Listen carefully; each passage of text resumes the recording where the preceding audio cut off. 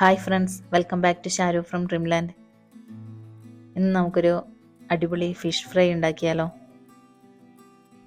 ആദ്യം നമുക്ക് fish marinate ചെയ്യാനുള്ള മസാല ഉണ്ടാക്കാം.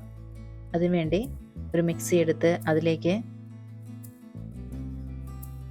കുറച്ച് ചെറിയുള്ളി, ഒരു 3-4 പീസ് ടൊമാറ്റോ, പിന്നെ ഒരു ചെറിയ ഇഞ്ചി, പിന്നെ കുറച്ച് കറിവേപ്പില,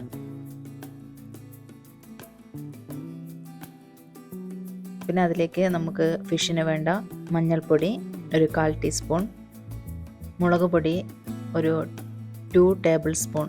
മുളക് പൊടി കാശ്മീരി ചില്ലിയും കൂടെ മിക്സ് ചെയ്ത മുളക് പൊടിയാണ് ഇത്. ഇനി ഇത് നന്നായി ഒന്ന് അരച്ചെടുക്കണം. നമ്മൾ അരച്ചെടുത്തിരിക്കുന്ന ഈ കൂട്ട് ഒരു പാത്രത്തിലേക്ക് മാറ്റിയതിന് ശേഷം അതിലേക്ക് ഒരു സ്പൂണ് വെളിച്ചെണ്ണയും കൂടെ ചേർത്ത് നന്നായി ഒന്ന് മിക്സ് ചെയ്തെടുക്കണം.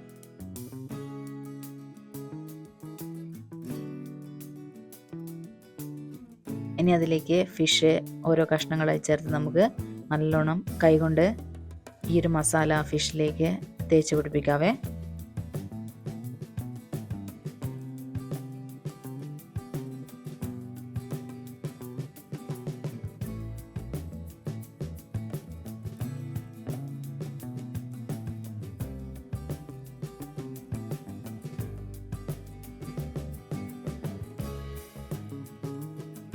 ഒരു 1/2 അവർ റെസ്റ്റ് ചെയ്യാൻ വെച്ചാൽ നല്ലതായിരിക്കും. മസാലയൊക്കെ ഫിഷിൽ നന്നായി പിടിക്കും.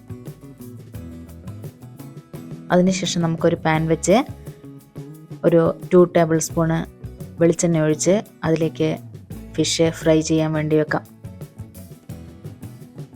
കുറച്ച് കറിവേപ്പിലയും കൂടെ അതിൻ്റെ മേലെ ഇടുന്നുണ്ട്. ഇനി നമുക്കിത് ലിഡ് വെച്ച് അടച്ചു വെച്ച് ഫ്രൈ ചെയ്യാവേ. ഇങ്ങനെ ചെയ്യുമ്പോൾ നമുക്ക് ഇതിൻ്റെ ഉള്ളൊക്കെ നന്നായി വെന്ത് കിട്ടും. ഒരു മീഡിയം ഫ്ലെയിമിൽ വെച്ചാൽ മതിയേ. നമ്മൾ ഫ്ലെയിം കൂട്ടി വെച്ച് പെട്ടെന്ന് വേവിച്ചെടുക്കുന്നതിനേക്കാളും കുറച്ച് ടൈം എടുത്ത് സ്ലോലി ഫ്രൈ ചെയ്തെടുക്കുന്ന ഫിഷിനായിരിക്കും എപ്പോഴും ടേസ്റ്റ്.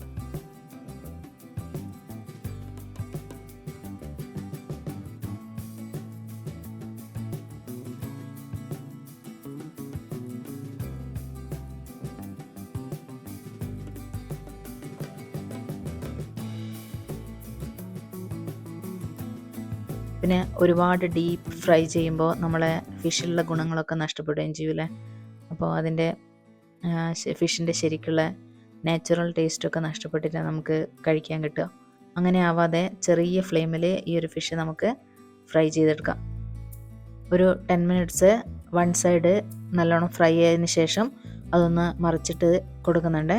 അതിനുശേഷം ഞാനതിൽ മുളക് 2ആയി കീറിയത് അതിൻ്റെ മുകളിലിട്ട് ലാസ്റ്റ് നമുക്കതിലേക്ക് കുറച്ച് ചെറുനാരങ്ങ നീരും കൂടെ ഒഴിച്ച് ഒന്നും കൂടെ വേണമെങ്കിൽ മറിച്ചിട്ട് കൊടുത്ത് നമുക്ക് ഇനി സെർവിങ് പാത്രത്തിലേക്ക് മാറ്റാം. നല്ല അടിപൊളി ഫിഷ് ഫ്രൈ ആണ്. എല്ലാവരും ട്രൈ ചെയ്ത് നോക്കണം. നിങ്ങൾക്ക് എൻ്റെ വീഡിയോ ഇഷ്ടമായെങ്കിൽ ലൈക്ക് ചെയ്യാനും ഷെയർ ചെയ്യാനും സബ്സ്ക്രൈബ് ചെയ്യാനും മറക്കരുത്. നല്ലൊരു റെസിപ്പിയുമായി അടുത്ത ദിവസം കാണും വരെ. Bye. Thank you for watching.